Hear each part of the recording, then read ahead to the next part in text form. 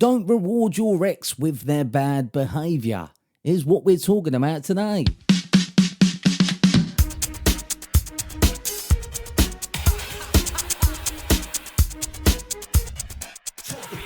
Hello, you beautiful people. It's me with another video. This video is a requested one, so remember, if you think I haven't covered a certain topic, then you know what to do. Leave it in the comments below, and I'll stick it on the list. Now, we all know breakups crap time, but all we want to do is hear from our ex.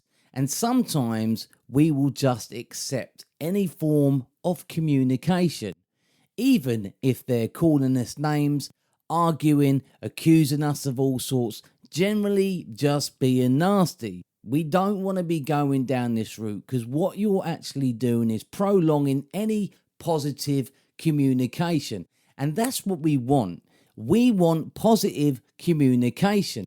Well, how do we get that when we're going round and round in circles? Because come on, we get it. Any form of communication, if it's nasty, we are just going to keep messaging back, trying to see if we convince them, trying to sort of defend ourselves, trying to sort of say, listen, I will change. I never done that. You done this. It just gets messy. So we don't want to be rewarding our ex with this negative communication. It's crucial. You're prolonging any positive communication. And how we get positive communication is really when we go in no contact and the void between us grows, because all the negative stuff, all the he said, she said stuff kind of fades out, okay? People need time to adjust to the situation in hand, and that's what really happens. So the positive communication can always come back around when you give it enough time and space. By keep going round and round in circles with this negative stuff, you're not going to get anywhere. So how do we nip this in the bud? Well, basically, we do this. We don't reward our ex with any negative communication. If they're messaging us nasty stuff or saying basically, oh, and you done this, and you done that. I saw you with this girl, I saw you with this lad. What we want to actually do is ignore all the negative stuff, all the crap that they message you, we ignore it. But then we always communicate back when they're being nice. So we're impacting here. We are saying to them, listen, I will communicate with you when you're nice. When you're positive and nice, I will communicate.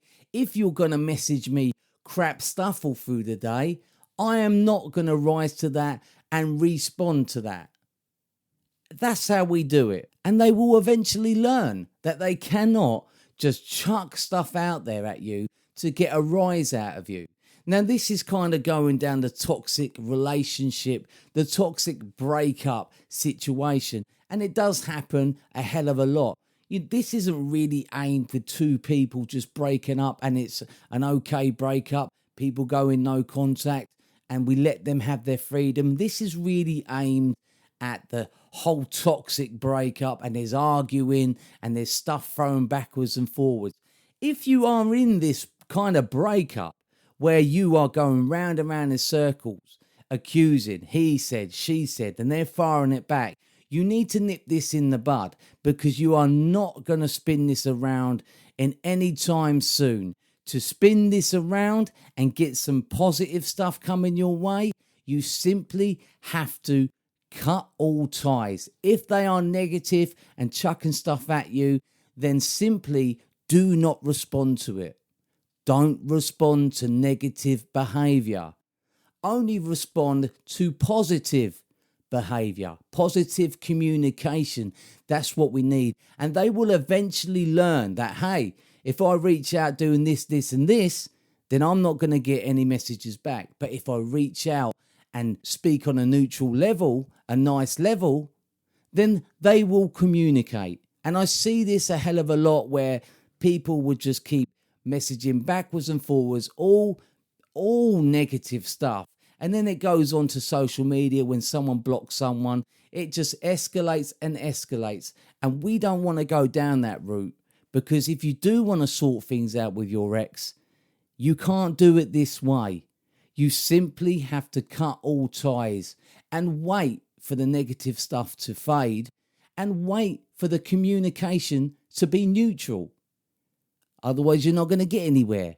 And that's how we spin this situation around. We don't do it. We don't rise to the negative stuff, because at the end of the day, we still need to heal and we still need to fix a problem. And this is not the right way to fix your breakdown in a relationship.